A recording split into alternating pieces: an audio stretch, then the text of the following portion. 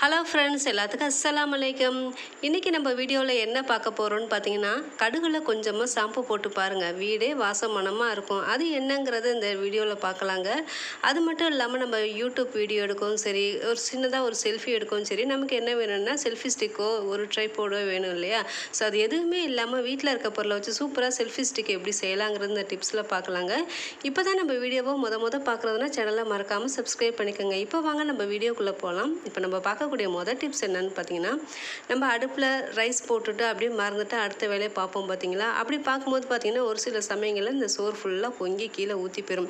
அப்படி ஊற்றும் போது பார்த்தீங்கன்னா, நம்ம அடுப்பு ஃபுல்லாக எல்லாமே ஈரமாக போயிடும். அதனால் பார்த்தீங்கன்னா, நமக்கு அடுப்பு கெட்டு போகவும் சான்ஸ் இருக்குது. ஸோ அதுக்கு என்ன செய்யலான்னு பார்த்தீங்கன்னா, இந்த சோறுலாம் பொங்காமல் இருக்கிறதுக்கு அதில் வந்து ஒரு ஸ்பூன் வந்து நம்ம இதில் போட்டுடலாங்க. இந்த மாதிரி நம்ம ஸ்பூன் போட்டுட்டு சோறு வேகும்போது பார்த்தீங்கன்னா, இந்த ஸ்பூன் கனமாக இருக்கும் இல்லையா? ஸோ ஒரு கனமான ஸ்பூனை உள்ளே போடும்போது பார்த்தீங்கன்னா, ரைஸ் கொஞ்சம் கூட பொங்கி மேலே வரவே வராதுங்க. நம்ம வந்து ரைஸ் பொங்கிருங்கிற பயம் இல்லாமல் தாராளமாக வேலை பார்க்கலாம். பிடிச்சிருந்தா இந்த டிப்ஸை நீங்கள் மறக்காமல் ட்ரை பண்ணி பாருங்கள். இப்போ வாங்க நம்ம அடுத்த டிப்ஸ் என்னன்னு பார்க்கலாம். நம்ம வீட்டில் யூஸ் பண்ணிகிட்டு இருக்க மிக்ஸி ஜார் பார்த்திங்கன்னா சரியாக கழுவாமல் விட்டுருவோம் இல்லையா? அவசரத்தில் நம்ம மேலே கழுவிட்டு அப்படியே விட்டுருவோம். அப்படி விடும்போது பார்த்திங்கன்னா, இந்த மிக்ஸி ஜார் பேக் சைடு ஃபுல்லாக அப்படியே கருப்பாயிரும், அழுக்கு ஃபுல்லாக அது ஃபுல்லாக தங்கிரும். ஸோ அது தங்கின அழுக்கை எப்படி ஈஸியாக போக்கலாங்கிறத டிப்ஸில் பார்க்கலாங்க. இதுக்கு வந்து நான் கொஞ்சமாக பேக்கிங் பவுட்ரு எடுத்துருக்கேங்க. இந்த பேக்கிங் பவுடர் இந்த ஜாரில் பேக் சைடு ஃபுல்லாக போட்டுட்டு, இது கூட நம்ம வீட்டில் யூஸ் பண்ணிகிட்டு இருக்க குக்கிங் வினிகர் கொஞ்சமாக ஊற்றிக்கலாங்க. ஊற்றிட்டு நம்ம பார்க்கும்போது பார்த்திங்கன்னா, இது நல்லா அழகாக பொங்கி வரும். இது பொங்கி வரும்போது பார்த்திங்கன்னா, உள்ளே இருக்க அழுக்கு எல்லாமே கம்ப்ளீட்டாக போயிருங்க. இதுக்கு நம்ம சோப்பு போட்டு தேய்க்கணுங்கிற அவசியமே இல்லை. இது ஒரு 10 செகண்ட் ஊறினாலே போதுங்க. இது ஊறினதுக்கப்புறம் ஒரு ப்ரஷ்ஷை கொண்டு லைட்டாக தேய்ச்சிக்கலாம். தேய்க்கும் போது பார்த்திங்கன்னா, எவ்வளோ விடாப்பிடியான அழுக்காக இருந்தாலும் சரி, இந்த பொங்கி வந்ததில் அப்படியே ஃபுல்லாக நுரைச்சி போயிருக்கும் பார்த்திங்களா? அதில் பார்த்திங்கன்னா அழுக்கு எல்லாமே வந்துடும். ஸோ அது வரும்போது பார்த்திங்கன்னா, நமக்கு கழுவுறதுக்கு ரொம்ப ஈஸியாக இருக்குது. லைட்டாக ப்ரஷ்ஷை கொண்டு நம்ம தேய்க்கும் போது பார்த்திங்கன்னா, உள்ளே இருக்க அழுக்கு எல்லாம் கம்ப்ளீட்டாக வந்துடுங்க. இதுக்கு நம்ம சோப்பு எதுவுமே தேவையே இல்லை. நம்ம சும்மா நார்மலாக ஒரு ப்ரஷ்ஷை வச்சு தேய்ச்சாலே போதும். இதில் இருக்கக்கூடிய அழுக்கு எல்லாமே போயிருங்க. ஃபஸ்ட்டில் தேய்ச்சதுக்கப்புறம் நம்ம வீட்டில் இருக்கக்கூடிய ஸ்க்ரப்பர் இருக்கும் பார்த்திங்களா? அந்த ஸ்க்ரப்பரை கொண்டு லைட்டாக தேய்ச்சேன்னு பார்த்திங்கன்னா, உள்ளுக்குள்ளே இருக்க அழுக்கு எல்லாம் கம்ப்ளீட்டாக வந்துடுங்க. இது நல்லா தேய்ச்சிட்டு நம்ம வந்து தண்ணி நார்மல் வாட்டரில் கழுவி பார்க்கும்போது பார்த்திங்கன்னா, இந்த பேக் சைடு அழுக்கு இல்லாமல் சூப்பராக பளிச்சுன்னு இருக்கும். பிடிச்சிருந்தா இந்த டிப்ஸை நீங்கள் மறக்காமல் ட்ரை பண்ணி பாருங்கள். இப்போ வாங்க நம்ம அடுத்த டிப்ஸ் என்னன்னு பார்க்கலாம்.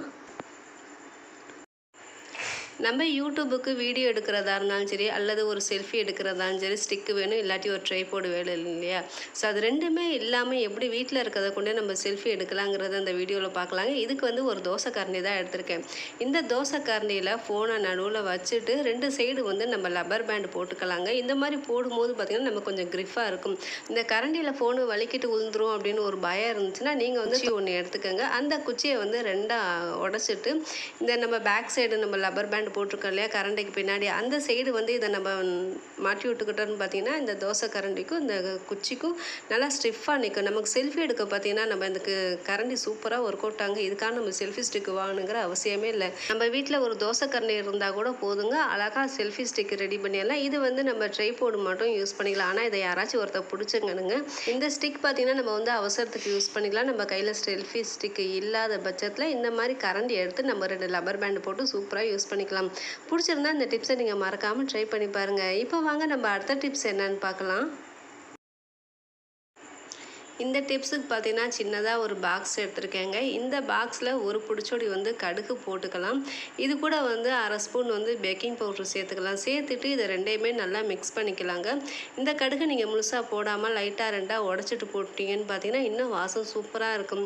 இது கூட பார்த்தீங்கன்னா, ஒரு கற்பூரத்தை நல்லா தூள் பண்ணி போட்டுக்கிறேங்க. இந்த கற்பூரம் சேர்க்கும் போது பார்த்தீங்கன்னா, வீடு அவ்வளோ வாசம் மணமாக இருக்கும். இந்த கற்பூரத்தையும் சேர்த்து இது கூட நல்லா மிக்ஸ் பண்ணிக்கலாங்க. அடுத்து பார்த்தீங்கன்னா, இது கூட ஒரு ஷாம்பு போட்டுக்கலாம். நம்ம வீட்டில் இருக்கக்கூடிய எந்த ஷாம்புவாக இருந்தாலும் சரி, நல்லா வாசம் மணமாக இருக்கணுங்க. இல்லாட்டி நீங்கள் கம்ஃபர்ட் கூட யூஸ் பண்ணிக்கலாம். இந்த ஷாம்பை ஊற்றிட்டு இதை நல்லா நம்ம மிக்ஸ் பண்ணிக்கலாங்க. இது எதுக்கு நம்ம வைக்கிறோன்னு பார்த்தீங்கன்னா, நம்ம வீட்டில் வாஷ் பேஸில் சரி வாடை வரும், இல்லாட்டி பாத்ரூமில் பார்த்திங்கன்னா ஒரு பேட் ஸ்மெல்லு வரும் இல்லையா? ஸோ அது வராமல் இருக்கிறதுக்கு இந்த இதை நம்ம செஞ்சு வச்சுட்டு நம்ம பாத்ரூமில் வச்சோன்னு பார்த்திங்கன்னா, பாத்ரூம் அவ்வளோ வாசம் மணமாக இருக்குன்னு உடனே யூஸ் பண்ணுவோம் இல்லையா?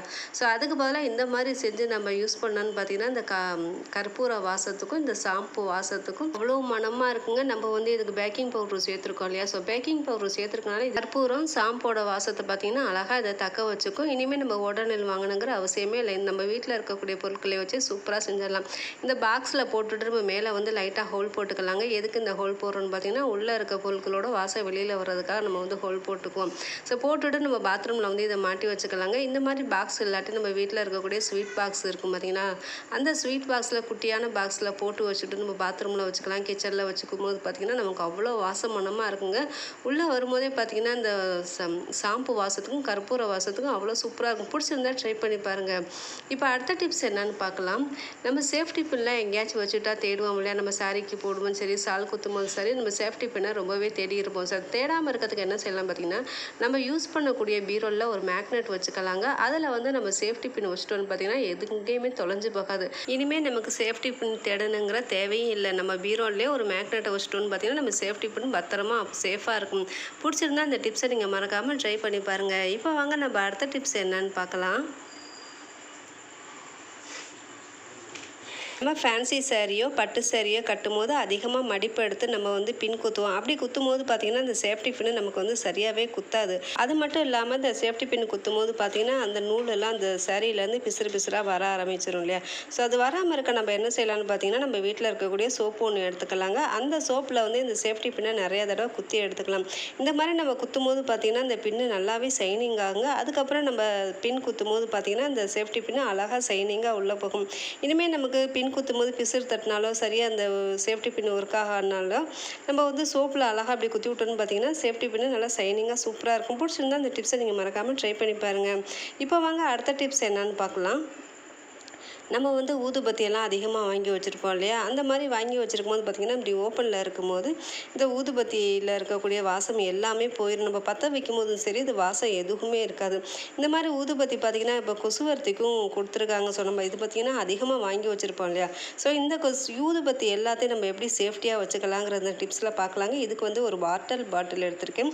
இந்த வாட்டர் பாட்டிலில் இந்த ஊதுபத்தி எல்லாத்தையும் உள்ளே வச்சுக்கலாங்க. இந்த மாதிரி நம்ம உள்ளே வச்சுட்டு இதுக்கு மூடி போட்டு க்ளோஸ் பண்ணி வைக்கும்போது பார்த்திங்கன்னா இந்த ஊதுபத்தியில் கொஞ்சம் கூட வாசம் போகவே போகாது. நம்ம கடையில் வாங்கும்போது எப்படி ஃப்ரெஷ்ஷாக இருந்துச்சோ அதே மாதிரி இந்த ஊதுபத்தியில் நறுமணம் கொஞ்சம் கூட போகாமல் நல்லாயிருக்கும். பிடிச்சிருந்தா இந்த டிப்ஸை நீங்கள் மறக்காமல் ட்ரை பண்ணி பாருங்கள். இதுக்கு ஒரு வாட்டர் பாட்டில் இருந்தாலே போதும், நம்ம ஒரு வீட்டில் இருக்கக்கூடிய ஊதுபத்தியை ஃப்ரெஷ்ஷாக வச்சுக்கலாம். இப்போ வாங்க நம்ம அடுத்த டிப்ஸ் என்னன்னு பார்க்கலாம். நம்ம ஊதுபத்தி ஸ்டாக் ஆகி பழசாயிருச்சுன்னா பார்த்திங்கன்னா அதுலேருந்து கொஞ்சம் கூட வாடை வரவே வராது இல்லையா? ஸோ அந்த ஊதுபத்தியை நம்ம எப்படி கடையில் வாங்கும்போது ஃப்ரெஷ்ஷாக இருந்துச்சோ அதே மாதிரி நம்ம பழசானதை எப்படி ஃப்ரெஷ்ஷாக ஆக்கலாங்கிறத டிப்ஸில் பார்க்கலாங்க.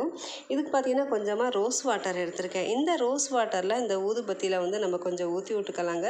இந்த ஊதுபத்தியில் ரோஸ் வாட்டர் ஊற்றுறனால எரியாமல் போயிடுவோங்கிற பயமே வேணாங்க. எப்போ நம்ம பற்ற வைக்கும் போது எப்படி வாசமனமாக இருந்துச்சோ அதே வாசமனமாக இருக்கும்.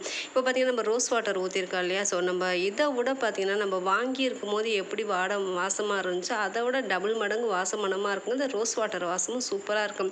இனிமேல் உங்கள் வீட்டில் பழைய ஊதுபத்தியாச்சுன்னா தூக்கி போடணுங்கிற தேவையே இல்லைங்க. அதில் வாடை வரலன்னா இந்த மாதிரி கொஞ்சமாக ரோஸ் வாட்டர் சேர்த்துட்டு நம்ம வந்து பற்ற வச்சோன்னு பார்த்திங்கன்னா நம்ம கடையில் வாங்கும்போது எப்படி ஃப்ரெஷ்ஷாக இருந்துச்சோ அதே மாதிரி ஃப்ரெஷ்ஷாக இருக்கும்.